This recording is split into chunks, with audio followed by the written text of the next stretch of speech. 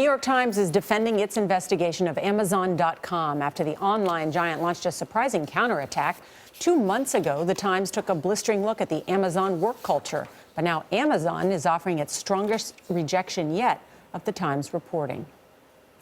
In a scathing blog post on Monday, former White House press secretary and current Amazon spokesperson Jay Carney accused the New York Times of failing to follow Journalism 101. Had the reporters checked their facts, Carney wrote, the story they published would have been a lot less sensational, a lot more balanced, and let's be honest, a lot more boring. Amazon landed on the front page of the Times back in August, depicted as, quote, conducting a little-known experiment in how far it can push white-collar workers, redrawing the boundaries of what is acceptable.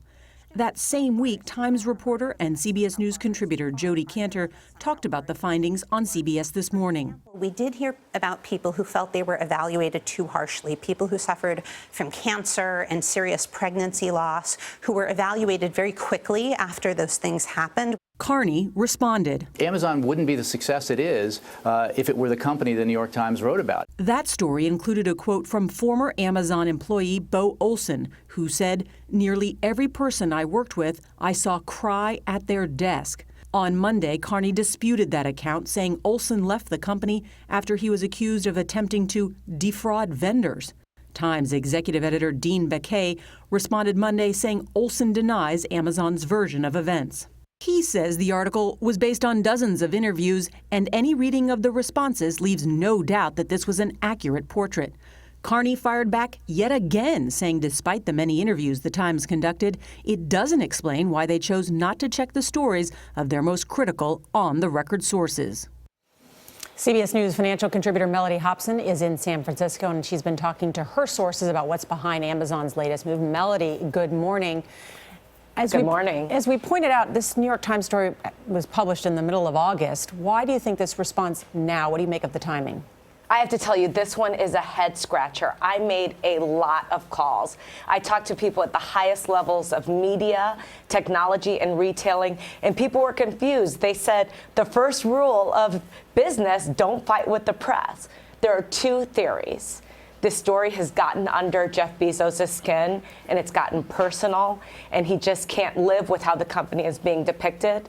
The other theory, and it's truly a theory, is that there's a lot of internal pressure inside of the company. There was a lot of internal pressure inside of the company to respond, and therefore they felt they had to do it because the story was too big and too public. But has the company's bottom line been affected, Melody? And doesn't, to Nora's point, doesn't it run the risk now of drawing more negative attention to the company? No sign that the bottom line has been affected. The stock did not take a hit when the story came out. There's no sense that people have stopped buying things from Amazon because of the story. We'll know more this week about how the company is doing, because on Thursday they will report earnings. But even if those earnings are soft for some reason, I think it'll be hard to tie it back to this story. So yes, not sure why to rip the scab off again and have this story continue. Not sure why they're doing it.